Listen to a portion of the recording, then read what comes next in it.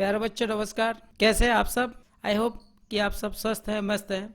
हम सबको सितंबर माह के असाइनमेंट का इंतजार था, है ना? तो चलिए इंतजार खत्म हुआ और ये है सितंबर माह का असाइनमेंट, सेकेंड असाइनमेंट इंग्लिश का, क्लास 10 का। आगे बढ़ने से पहले मैं एक बात कहना चाहता हूँ कि अगर आप सरल शब्दों में इंग्लिश ग्रामर सीखना चाहते हैं, कक्षा 10वीं के पाठ्य पुस्तकों को समझना चाहते हैं, तो प्लीज चैनल को सब्सक्राइब जरूर करिएगा ताकि सभी वीडियो आपको आसानी से मिल सके। अब चलिए प्रश्नों को देखते हैं और इसके संभावित उत्तर समझते हैं। फर्स्ट क्वेश्चन क्या कहता है? What sounded absurd to aunt gen.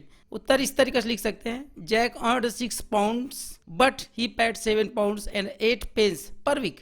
How could Jack pay 7, ये ध्यान रखना, 7 pounds and 8 pence out of 6। This sounded absurd to aunt Jane. ये हुआ फर्स्ट क्वेश्चन का आंसर। इसका मतलब क्या हुआ कि जैक है वो 6 पाउंड्स कमाता था, लेकिन वो इंस्टॉलमेंट्स में 7 पाउंड्स और 8 पेंस पटाता था पर वीक। ये कैसे होता था? यही चीज आंट जेन को बेतुका लगा, एब्सर्ड लगा। ठीक है, अब भी को देखें, how did Jack manage to pay 7 pounds and 8 pence out of 6 है। वो 6 पाउंड्स में से 7 पाउंड और 8 पेंस कैसे पटाता था? मतलब 6 पाउंड्स कमाता था और 7 पाउंड्स एंड 8 पेंस ये इंस्टॉलमेंट के रूप में भरता था। तो कैसे, हाउ?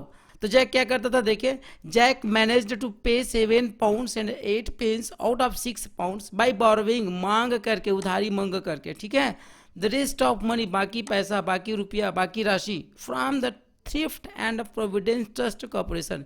जैसे हम लोग बैंक से ऋण लेते हैं, उधारी लेते हैं, उस तरीके से एक कंपनी, उसका नाम क्या है? Thrift and Providence trust corporation. यहाँ से वो बारो कर बाकी पैसे को वो मैनेज करता था। हो गया क्लियर?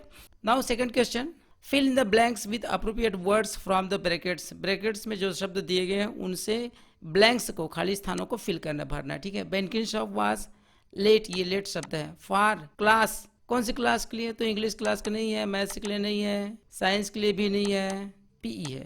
पीई, पीई के मतलब क्या होता है? Physical education. तो ये पीई के लिए लेट हुआ था, ये उसका सही आंसर है। B, the excuse made by Benkinshop for not lining up for PE was, कि पीई के लिए मतलब फिजिकल एजुकेशन के लिए लाइन अप नहीं होने के लिए बेनकिनशॉप ने क्या एक्सक्यूज, क्या बहाना किया? क्या बहाना किया? No kit. क्या था? किट नहीं था। सीधा सीधा आंसर देख ले। बेनकिनशॉप मिस्ड, कौन से टेस्ट मिस्ड किया? तो मैथ्स का। ठीक है, I know it is very upsetting sir, underlined word can be replaced in above sentence by. इसमें कहा गया है कि अंडरलाइन वर्ड, कौन सा वर्ड अंडरलाइन किया गया? नहीं दिया गया, लेकिन मैं बता दूं ये वाला वर्ड है। इस दिए गए ब्रैकेट में आप कोई ऐसा शब्द ढूंढना है जो अपसेटिंग शब्द को रिप्लेस कर सके। तो ये है डिसअपॉइंटिंग। क्या? डिसअपॉइंटिंग। ठीक है, क्वेश्चन नंबर 3 देखें, डू एज डाइटेड, जैसा कहा गया वैसा करिए। She teaches English very well, इसको क्या करना है? प्रेजेंट परफेक्ट टेंस में चेंज करना है। तो क्या होता है? प्रेजेंट परफेक्ट में हैज का प्रयोग होता है और वर्ब का थर्ड फॉर्म लगता है। तो इस तरीके से बनेगा, शी हैज टाट, टीच का थर्ड फॉर्म है टाट। इंग्लिश ये जस के तस रहेगा, टाट इंग्लिश वेरी वेल। हो गया, खत्म। आई गो टू मुंबई, इसको क्या करना है? चेंज इनटू प्रेजेंट कंटिन्यूअस, रहा रही वाले वाक्य बनाना है। तो क्या होगा? आई के साथ एम हो गया, आई एम, उसके बाद वर्ब में आएंगे गोइंग, उसके बाद जस के तस टू मुंबई। हो गया, ये थर्ड है, ध्यान रखना। 4 लिखा है लेकिन वास्तव में ये थर्ड है। I get up early in the morning, इसको क्या करना है? Make the sentence emphatic using do, does और डिड। इम्फेटिक सेंटेंस बनाना है। क्या बनाना है? इम्फेटिक सेंटेंस बनाना है, मतलब जोर देने वाला वाक्य बनाना है। तो कुछ नहीं करना है, बहुत ही सरल होता है। आई क्या करना है? आपको डू यूज करना है। यहाँ पर आप डू यूज क्यों करेंगे? क्यों, ये भी समझ लीजिए। एट फर्स्ट ये जान ले कि डिड यूज नहीं कर सकते। क्यों? क्योंकि पास्ट इंडेफिनिट का वाक्य नहीं है। पास्ट को होता तो डिड यूज करते हैं। अब हमारे पास विकल्प है डू और डस। अब ये आई है, आई को बहुवचन में शामिल किया गया है, तो बहुवचन के साथ किसका प्रयोग होता है? डू का या डस का? डू का प्रयोग होता है। That's why we will use here do. तो आई डू, उसके बाद क्या करना है? जस्ट के तस लिख देना है, gate up early in the morning. Emphatic sentence में क्या होता है कि वर्ब में जोर दिया जाता है। उठता हूं क्या? अवश्य, ये डू का प्रयोग बता रहा है। ठीक है, अगला है, चौथा है, it red study, question tag add करना है। क्वेश्चन टैग ऐड करने के लिए 2 चीज़ों को देखना रहता है। क्या करना होता है? एक तो टेंस देखना होता है और क्या देखना रहता है? सेंटेंस देखना रहता है। तो ये अफर्मेटिव सेंटेंस है। कौन सा सेंटेंस है? अफर्मेटिव सेंटेंस है। तो इसे सबसे पहले क्या करेंगे हम? सेंटेंस को तो जस्ट के तस लिखते हैं, इसका सिस्टम आप सबको पता है। ये जस्ट के तस लिखिए आप, यस्टरडे। उसके बाद कामा, ये ध्यान रखना है। अब क्वेश्चन टैग जोड़ना है। चूंकि ये सेंटेंस क्या है? पास्ट इंडेफिनिट का है। किसका है? पास्ट इंडेफिनिट का है। तो हमारे पास हेल्पिंग वर्ब के रूप में हो गया डिड। अब ये अफर्मेटिव सेंटेंस है तो इधर जोड़ना क्या है, निगेटिव, तो डिडंट इट, लास्ट में क्वेश्चन मार्क जरूरी है, ये हो गया। नेक्स्ट क्वेश्चन देखें, right a paragraph on patriotism. Patriotism पर एक पैराग्राफ लिखना है, निबंध नहीं लिखना, ध्यान रखना, डरना नहीं है, निबंध नहीं लिखना है, पैराग्राफ लिखना है। In this pandemic situation on the basis of given hints, दिए गए हिंट्स के आधार पर इस पेंडेमिक सिचुएशन पर पैट्रियटिज्म पर लिखना है, देशभक्ति पर लिखना है पैराग्राफ। हिंट्स दिए गए हैं, आप पढ़ सकते हैं आराम से। चलिए मैं बताता हूँ किस तरीके से लिख सकते हैं, बहुत ही सरल है, बहुत सरल शब्दों में बता रहा हूँ।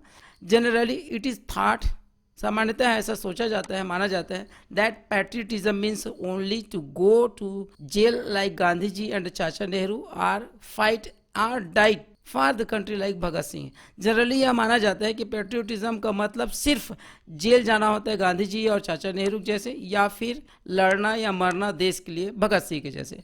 But the above said only is not the true essence of patriotism, लेकिन जो ऊपर में कहा गया है वही सिर्फ पैट्रियटिज्म का सही सार नहीं है, पैट्रियटिज्म का सही अर्थ नहीं है।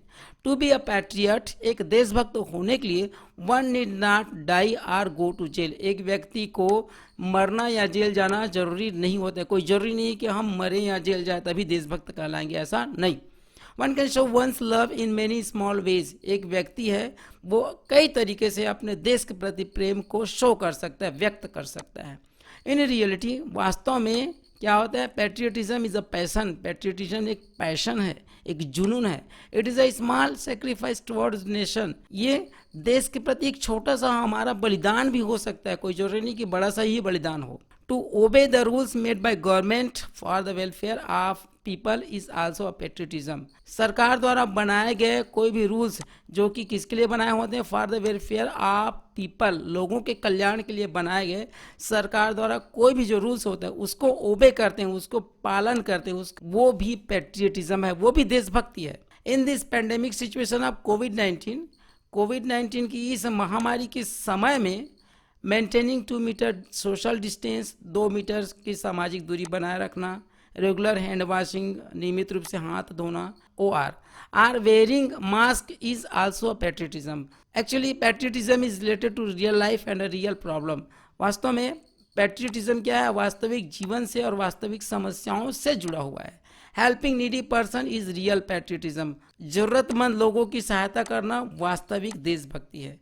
In this pandemic situation of कोविड-19 की इस पेंडेमिक सिचुएशन में vaccination is very important, vaccination बहुत ही महत्वपूर्ण है, किसके लिए, to stop the further spread of कोविड-19 के आगे फैलाव को रोकने के लिए, आगे संक्रमण को रोकने के लिए वैक्सीनेशन बहुत जरूरी है, बहुत महत्वपूर्ण है। To get vaccinated and encourage others for vaccination, खुद वैक्सीन लगवाना और दूसरे व्यक्ति को वैक्सीनेशन के लिए इनकरेज करना, प्रोत्साहित करना, इज आल्सो अ पैट्रियटिज्म, ये भी देशभक्ति है, ध्यान रखना। We can show patriotism in many small ways, इस तरीके से हम अपने देश के प्रति भक्ति को, देशभक्ति को कई छोटे छोटे तरीके से व्यक्त कर सकते हैं। तो प्यारे बच्चों, ये पैट्रियटिज्म पर दिए गए हिंट्स के आधार पर बहुत ही सरल शब्दों में पैराग्राफ है, इसे आप आराम से लिख सकते हैं, समझ सकते हैं। ओके, लास्ट क्वेश्चन देखें, read the poem carefully and answer the questions. Poem को सावधानी पूर्वक पढ़िए और प्रश्नों के उत्तर लिखिए। पोयम ये पूरा दिया हुआ है, आपके पास है, इसको आप अच्छे से पढ़ लेंगे। मैं सीधा प्रश्नों की ओर आपको ले जाता हूँ। क्वेश्चन ए क्या कहता है, how did the duck praise the kangaroo, duck ने, उस बतख ने कंगारू का किस तरीका से प्रशंसा किया, किस तरीका से, तो चलिए मैं आपको ले जाता हूँ उत्तर की ओर।